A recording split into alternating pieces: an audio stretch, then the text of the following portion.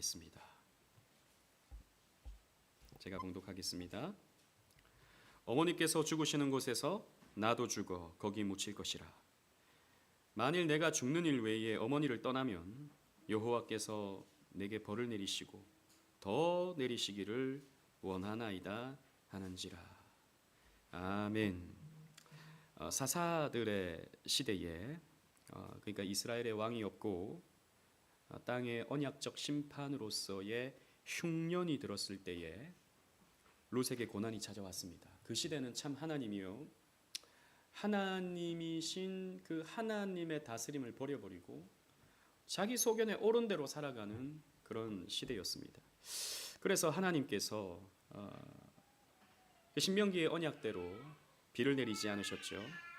그래서 이 베들레헴에 먹을 것이 없는 그런 상황이 된 것입니다. 그래서 이 롯의 시어머니였던 나오미 가족은 언약의 땅 베들레헴을 떠나서 농사가 잘 된다고 소문이 난 모압 땅으로 들어가서 살게 되는 것이었죠. 거기서 꽤 괜찮게 살았던 것 같습니다. 처음에는 꽤나 풍요롭게 살았던 것 같아요. 그러나 그 시기가 끝나자마자 롯의 가족은 재앙을 겪었습니다. 배고픔을 겪었어요. 가난을 겪었습니다. 또 뿐만 아니라 그때 당시 보호와 생계를 책임지는 남자들이 다 죽어버렸습니다. 나오미의 남편이 죽고요. 나오미의 사랑하는 두 아들이 죽어버렸습니다. 그래서 베들레헴에 다시 먹을 것이 있다라고 하는 소식을 듣고 이제 나오미는 베들레헴으로 다시 돌아가고자 하죠. 그때 두 며느리도 선택을 해야 됐습니다. 어디로 가야 하는가. 그때 이 롯은 자신의 운명을 결정지을 선택을 하게 되었습니다. 그리고 그 선택은 물론 하나님께서 주신 마음이었지만 구원으로 인도받는 축복의 결과로 이어지게 되었습니다. 그녀는 축복의 선택을 했어요. 그녀는 참으로 복된 선택을 했었습니다. 오늘 우리가 잘 아는 이 롯의 이야기를 함께 살피면서 그녀는 어떻게 고난을 이겨냈는가 함께 말씀을 통해서 은혜를 나눠보고자 합니다. 롯이 얼마나 큰 환난에 빠졌는지 우리는 그것을 이해하기 위해서 그녀가 살던 그 세계를 우리는 한번 생각해 볼 필요가 있습니다. 하나님의 섭리로 롯은 베들레헴에서 온 한 남자와 결혼을 했습니다. 우리가 잘 아는 것처럼 이 롯은 이방 여인이었어요. 모압 여인이었습니다. 이방인이었기 때문에 당시에 이스라엘 사람들은요, 이 모압 사람들을 무시했습니다. 심지어는 이 모압 사람들은 여호와의 총회에 들어오지 못한다라고 하는 신명기의 말씀도 있었어요. 신명기 23장 3절에 보면 다른 민족은 몰라도 모압 사람들만큼은 여호와의 총회에 들어오지 못한다. 왜냐하면 이제 모압 사람들이 이 이스라엘 남자들을 유혹해가지고 음란한 죄를 짓게 만들었거든요. 그것으로 인해서 특히 모압 사람은 안 된다라고 하는 이런 금지가 신명기에 기록도 되었습니다. 그래서 유대 남자들은 이 모압 여인을 아내로 잘 삼지 않았어요. 그런데 이 나오미의 가족들이 먹을 것을 얻고자 모압 땅에 들어왔을 때 하나님의 그 우연한 섭리 가운데서 이 나오미의 아들들과 또 이 롯은 만나게 되고 결혼을 하게 되고 그런 과정이 있었던 것이죠. 그런데 어떻게 되었습니까? 우리가 잘 아는 것처럼 그들은 고난을 맞이하게 되었습니다. 성경을 쭉 읽어보면 이 나오미의 남편은 모압으로 오자마자 죽었던 것 같아요. 그리고 그 10년 동안 이 모압 땅에서 사는데 그 10년이 지나가는 그 어느 순간에 이제 나오미의 아들들이 한 명씩 죽은 것입니다. 말론, 기럨 두 명의 아들인 것이죠. 그래서 기럨과 결혼한 다른 모압 여인의 이름은 오르바가 있었고요. 그리고 말론과 결혼한 여인이 바로 이 룻이었습니다. 근데 갑자기 이렇게 죽어버린 거죠.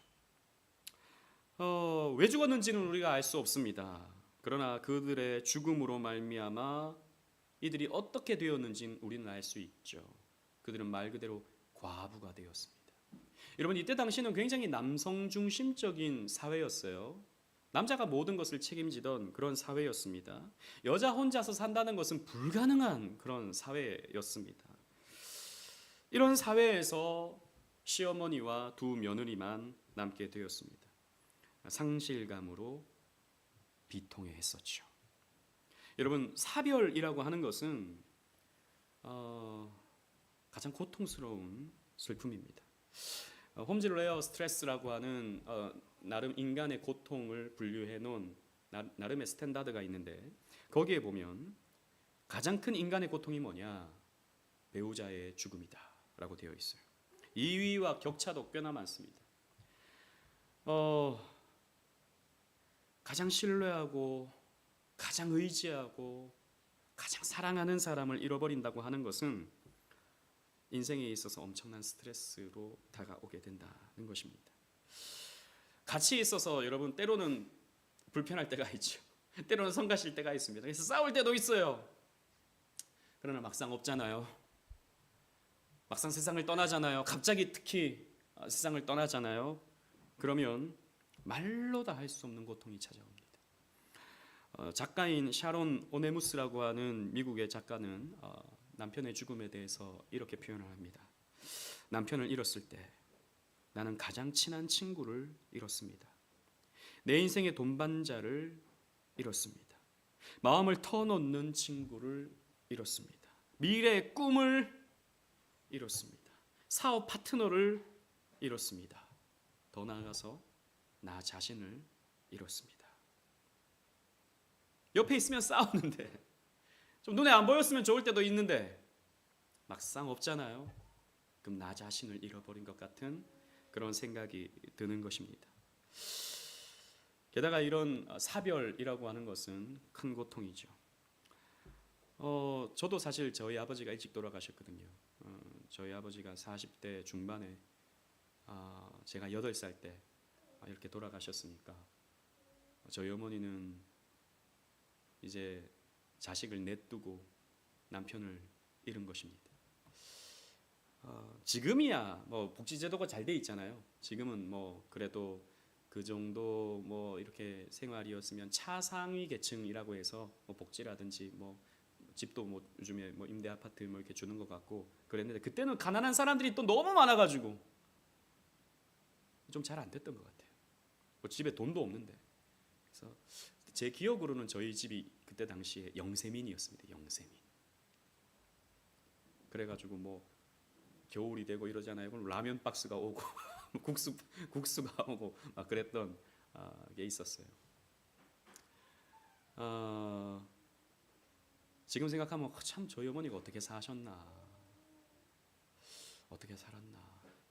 그러니까 그나마 저희 아버지가 공장을 하셨거든요. 동네 작은 공장을 하셨는데 저희 아버지가 이제 병을 얻으시니까 그 병원비로 또 모든 이제 남은 재산도 다 탕진을 하셨던 거죠.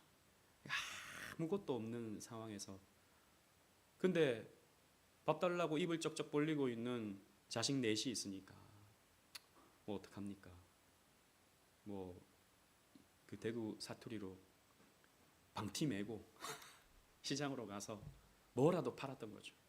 그래도 뭐 그렇게 해가지고 그때 당시는 또 나름 또 장사가 먹고 살 만큼 또 이렇게 되셔가지고 그렇게 살았던 것 같습니다. 근데 얼마나 처음에 절망적이었을까? 그 상황이 얼마나 무서웠을까? 얼마나 앞이 깜깜했을까? 이런 것들을 생각하면 이 룻의 상황도 다를 바가 없었겠다. 더 나아가서 나오미의 생각도 그와 비슷했을 것이다 라는 생각이 듭니다. 고대 사회에는 더 했죠. 저희 어머니는 밖에 나가서 장사라도 했지만 이때 당시는 여자가 장사를 한다, 이것도 불가능한 일이었습니다. 여자는 신뢰할 대상이 아니었던 사회였어요. 물론 하나님이 그렇게 말씀하신 건 아니었는데, 하나님이 여성을 그렇게 대우하라고 말씀하신 적은 없는데 인간의 타락성이 그렇게 만들었습니다. 그래서 여자들이 할 수 있는 건 뭐냐? 주워 먹는 것이었습니다. 남들이 떨어뜨려 놓은 거 주워 먹는 거. 다르게 표현하면 구걸이죠. 그거밖에 할 수 있는 것이 없었습니다. 그런 사람들이 성경에서 뭐라고 표현되냐면 제일 가난한 사람, 과부와 고아. 과부와 고아는 좀 그들이 먹을 수 있도록 음식물을 좀 떨어뜨려 줘라. 음식물을 좀 냇가에 흘려 보내줘라. 그럼 그거라도 좀 주워 먹고 살 수 있도록 하나님이 그렇게 말씀하시기도 하죠. 책임져 주는 사람이 없었습니다. 게다가 여러분, 이 시대는 사사시대였습니다. 이걸 우리는 또 기억해야 돼요. 여러분, 사사시대 말기를 보잖아요. 그러면 이 시대는요, 우리 사사시대 말기도 한번 말씀을 나누었지만 강간이 난무합니다. 강간. 여성들이 이 3명이 있다, 위험한 일입니다. 살인이 서슴없이 자행되는 시대였습니다. 사지절단. 그래서 그 레위인의 첩 같은 경우에 이 사지절단이 되지 않습니까? 그 지역의 폭력 어마어마했죠. 추악한 이야기들로 사사기 시대는 얼룩져 있습니다. 그런 시대에 이 시어머니와 젊은 며느리 둘이 살아간다? 이것은요, 얼마나 두려운 일인지 모르는 것이죠.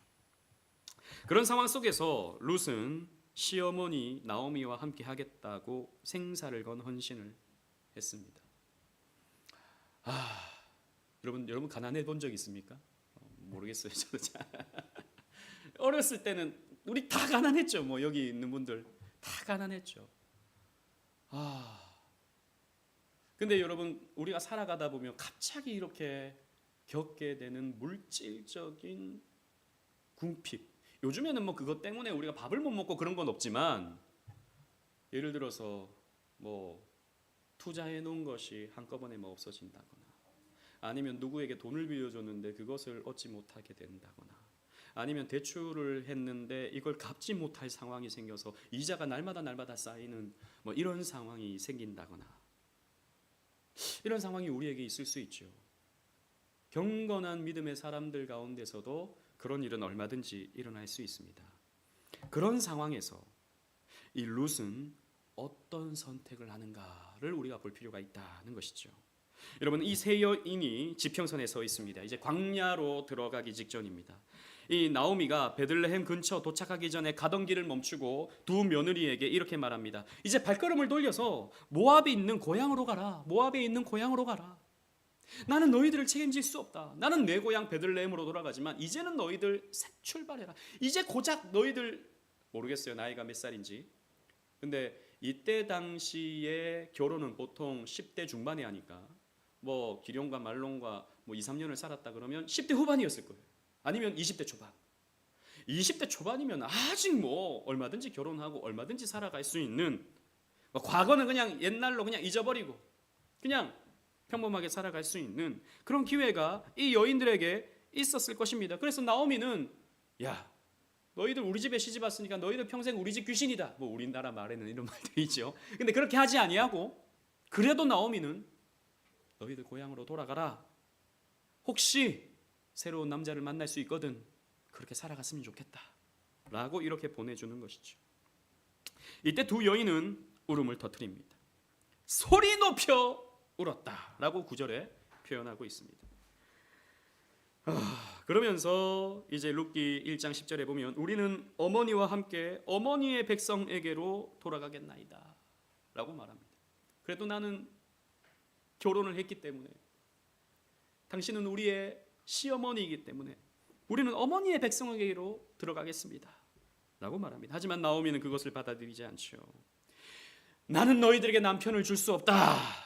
나는 너희의 생계나 보호를 책임져 줄 수 없다. 라고 말하면서 13절 말씀 보시면, 내 딸아, 내 딸들아, 그렇지 아니하니라.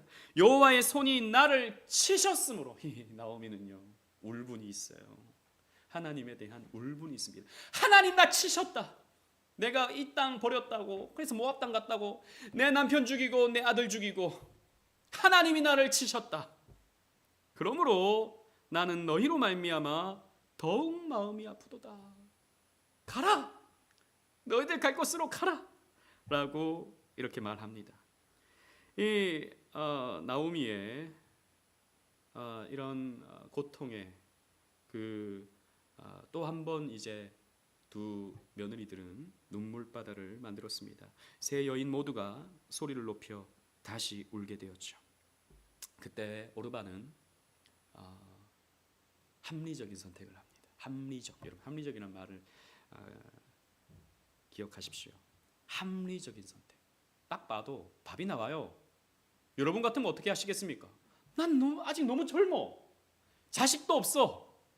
남편은 죽었어요. 미지의 땅 베들레헴, 나는 유대인도 아닌데 모압 사람이 내가 들어가면 분명히 나를 멸시할 것이 분명한데 가시겠습니까? 아니요. 합리적으로 생각하면 내 고향으로 돌아가는 게 훨씬 낫죠. 오르반은 합리적인 선택을 했습니다. 그녀는 나오미를 분명 사랑했던 것 같아요. 그래서 처음에는 어머니 따라가려고 했습니다.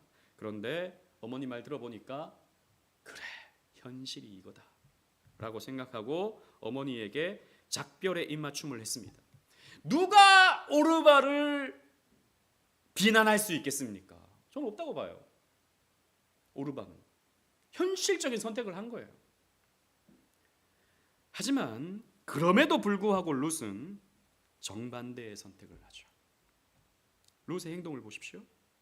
오르바는 마지막 작별 인사를 한 반면 룻은요 나오미를 붙쫓았습니다. 여기 붙쫓았다라는 말이 굉장히 강조 표현이에요. 그냥 쫓았다가 아니라 붙쫓았다, 놓지 않았다, 강하게 붙들었다. 강조형 동사를 사용합니다. 원어를 보면 처음에는 나오미가 룻을 밀어내죠. 15절 말씀 보면 보라 내 동서는 그의 백성과 그의 신들에게로 돌아가니 너도 너의 동서를 따라 돌아가라.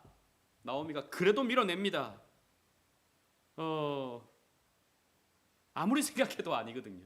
이 나오미가 아무리 생각해도 너 나 따라오면 안 돼 이렇게 말하는 것입니다. 그래서 이 룻을 밀어내는데 하지만 룻은 이미 선택했습니다. 단호하게 선택했습니다. 단호하게 말합니다.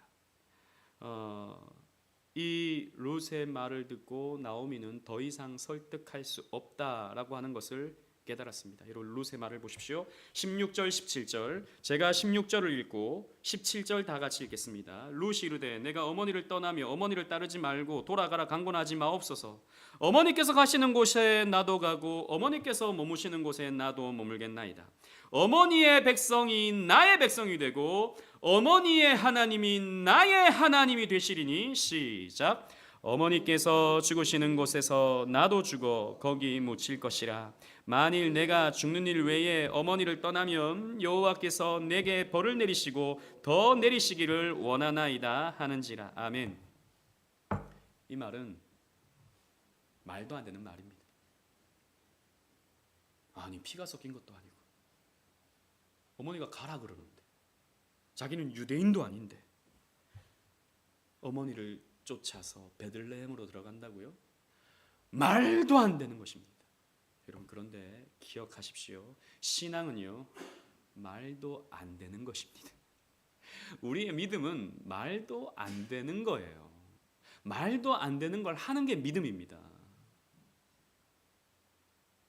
합리적이지 않아요. 계산해 봤을 때 답이 안 나오는 거예요.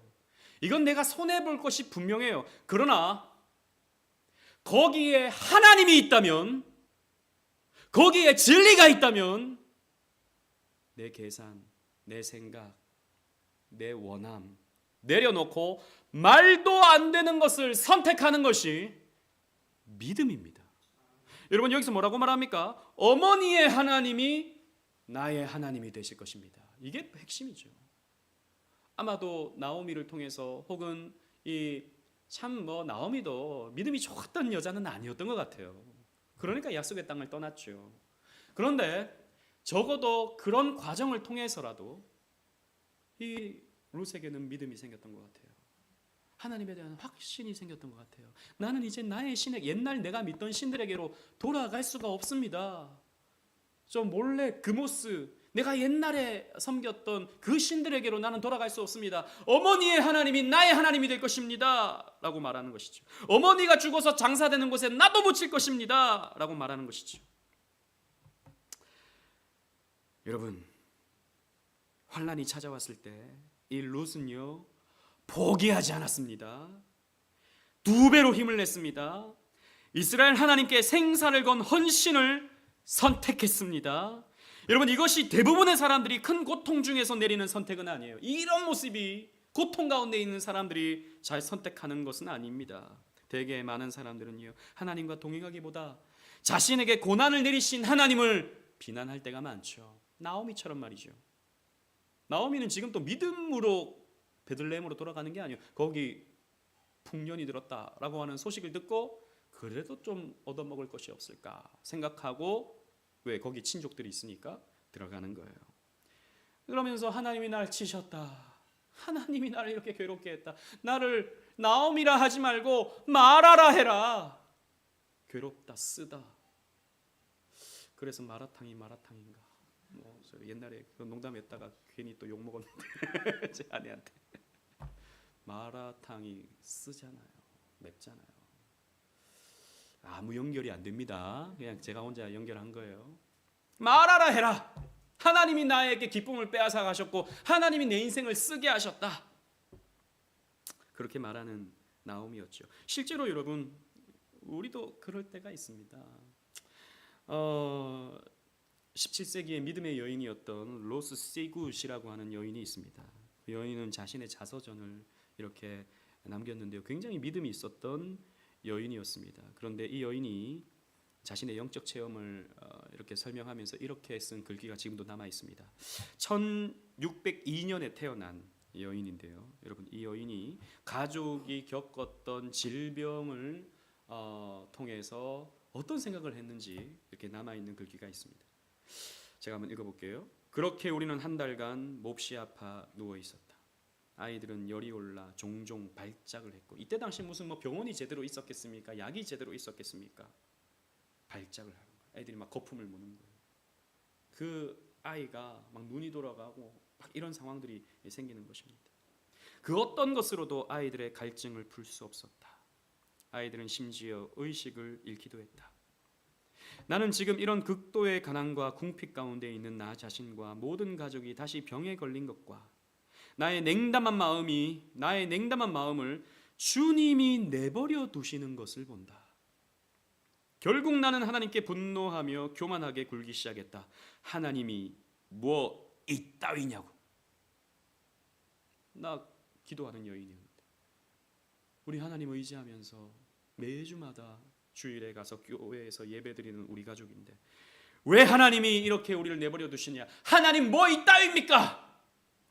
내 자녀들을 어떻게 하실 것인지 생각이나 하시냐고요. 이 아이들은 죽을 게 분명하다고 혼잣말을 하면서 말이다. 그렇게 나는 하나님과 싸우기 시작했다 라고 하는 글귀가 지금도 남아 있습니다. 그러지 않겠습니까? 누구나 이런 상황이 되면 이런 불평을 하게 마련일 것입니다. 입으로는 이렇게 말은 못해도 마음으로 쓴 것이죠. 마음으로, 이런 마음이 우리의 가슴에 꽉 차버리는 것이죠. 여러분, 롯에게는 하나님과 동행하려는 의욕을 꺾을 만한 장애물이 많았습니다. 이런 장애물들이 있었어요. 하지만 롯은 포기하지 않고 하나님을 향한 선택을 했습니다. 그 젊은 나이에, 그 10대 후반 혹은 20대 초반에 그녀는요 믿음의 선택을 한 거예요. 많은 이들이 무엇을 할지 어디로 갈지를 생각합니다. 앞으로 여러분, 우리는 또 많은 선택의 갈림길에 서게 될 거예요. 특히 힘든 가운데서 어떻게 해야 될지, 나는 지금 이 상황에 무엇을 해야 될까? 내가 돈을 벌어야 될까? 아니면 기도의 자리를 지켜야 될까? 뭐 여러 가지 생각들을 할 수 있겠죠.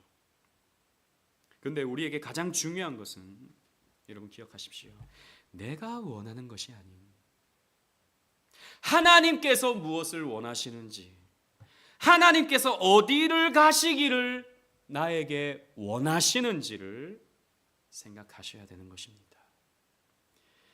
하나님이 원하신다면 나는 기꺼이 가겠다라고 하는 마음을 여러분들은 가지실 필요가 있는 것입니다. 그것은 어리석은 선택이 될 거예요. 사람들이 봤을 때 사람들이 봤을 때 무모한 선택이 될 것입니다. 여러분, 하나님과 동행하는 것은 쉽지 않은 거예요. 하나님과 함께 한다는 것은 참으로 어려운 길입니다. 좁은 길입니다. 그러나 여러분, 하나님을 선택하십시오.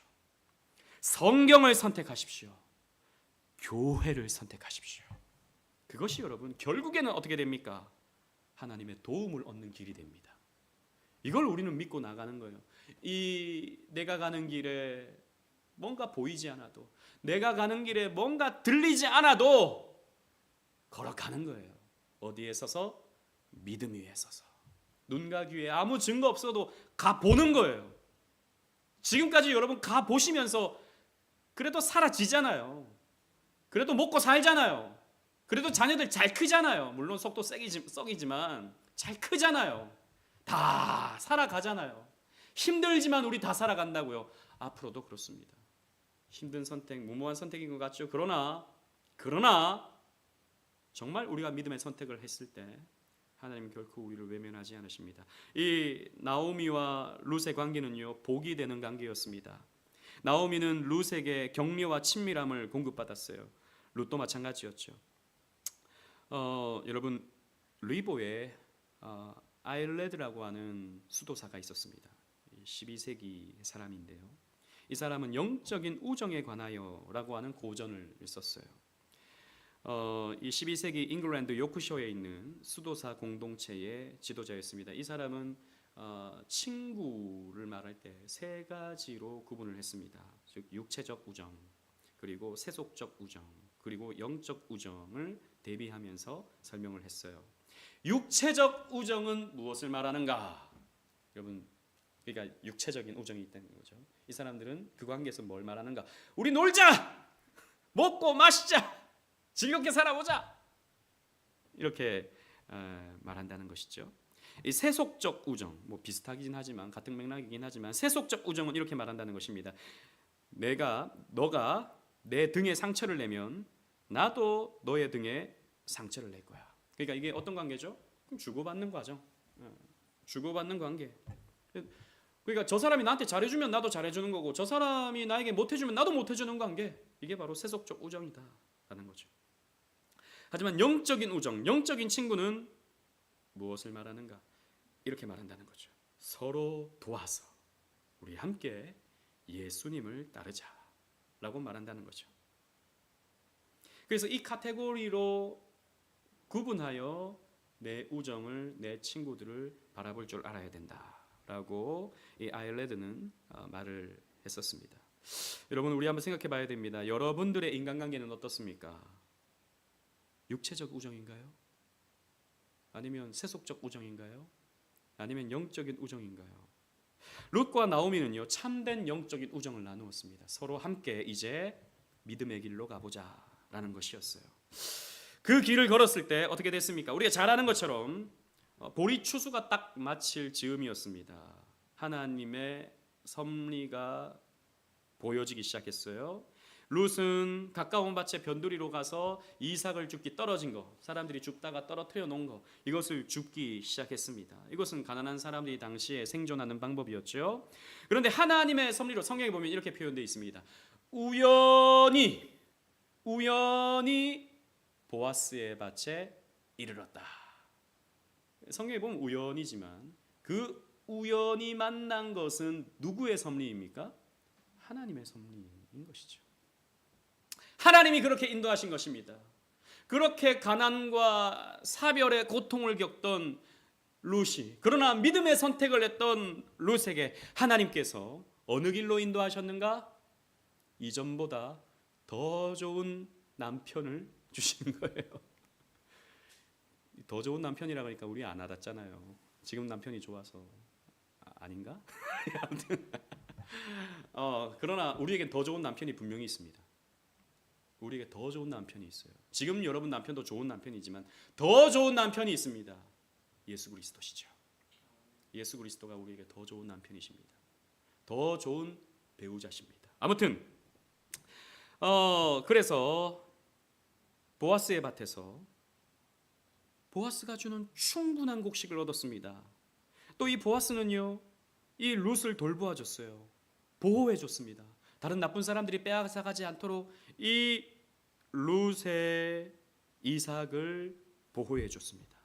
그리고 그날 밤 보리를 한가득 가지고 집으로 돌아온 룻을 나오미는 보면서 기뻐했습니다. 야, 많이 가져왔구나. 이게 아니고 보아스를 만났다라고 하는 얘기를 들었을 때 너무 기뻤어요. 아, 새로운 길이 열리겠구나. 더 좋은 남편을 얻을 수 있겠구나. 이 보아스는 우리의 친족이기 때문에 기업 물을 자가 되겠구나 라고 생각해서 기뻐했습니다. 나오미는 재빠르게 행동했고, 그래서 결국 어떻게 됐습니까? 이 둘은 결혼해서 오랜 시간이 지나 오벳이라고 하는 손주를 얻었습니다. 여러분, 오벳은 누구의 아버지입니까? 이새의 아버지입니다. 그러면 누구의 할아버지입니까? 다윗의 할아버지입니다. 오벳, 이새, 다윗. 그러니까 다윗이 어떻게 태어났냐? 룻과 보아스의 관계에서 태어난 거예요. 그래서 만약 이 둘이 만나지 않았다면 다윗은 없고요, 만약 이 둘이 만나지 않았다면 다윗의 후손으로 오시는 예수 그리스도도 없는 것입니다. 이 둘의 관계는 이렇게 복음을 만들어주죠. 복음을 이어가게 하는 것입니다. 여러분, 이렇게 룻의 선택은요, 우리의 구원 이야기에서 적용할 수 있는 필수적인 부분입니다. 무슨 선택을 하고 살 것인가? 가난이 찾아왔을 때, 모든 걸 잃어버리는 것 같은 사별의 고통이 나에게 찾아왔을 때 나는 어떤 선택을 할 것인가? 육체적인 선택을 할 것인가? 영적인 선택을 할 것인가? 여러분, 잘 분별해 보십시오. 지금 여러분들에게도 크고 작은 고난들이 있을 것입니다.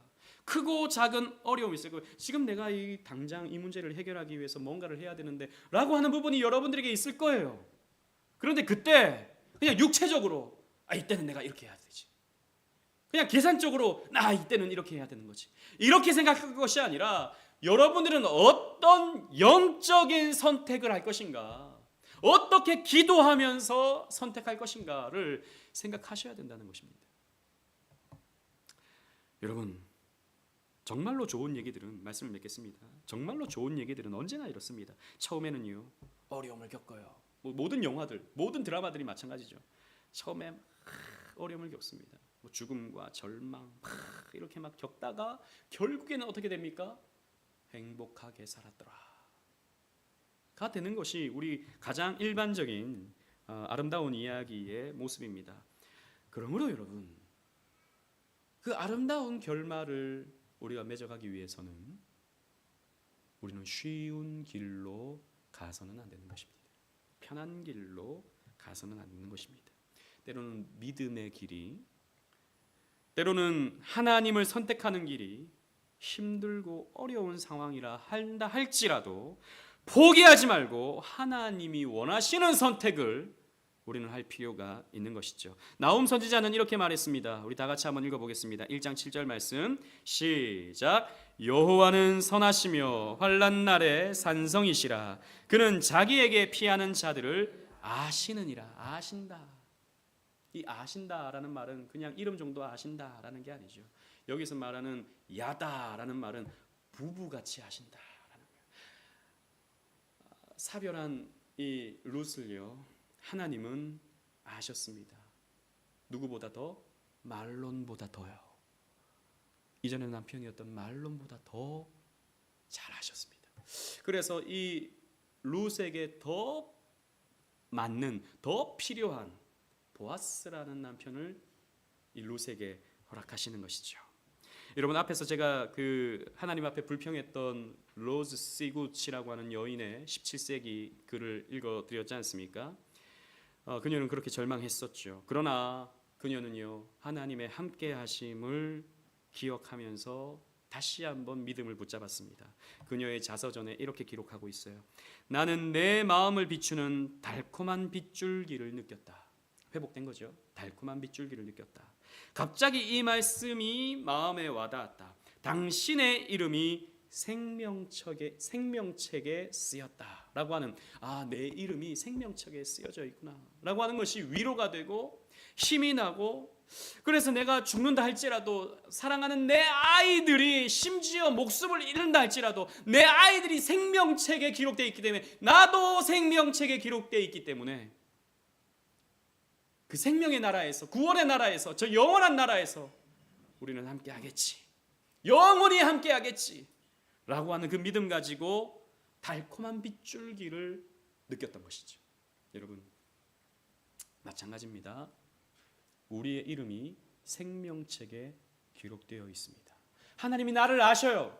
하나님이 저와 여러분들을 아십니다. 여러분들의 고민을 아시고, 여러분들의 힘겨움을 아시고, 여러분들의 눈물을 아시고, 그 고민 가운데 어떤 것을 선택해야 될지 그 마음이 졸인 것을 우리 하나님께서 아십니다. 그러나 하나님은 여러분들을 더 잘 아셔서 여러분들의 이름을 이미 생명책에 기록해 놓으셨고, 여러분들이 믿음의 길을 선택할 때 그 길을 결국에는 축복된 길로 만들어 가시는 하나님이신 것입니다.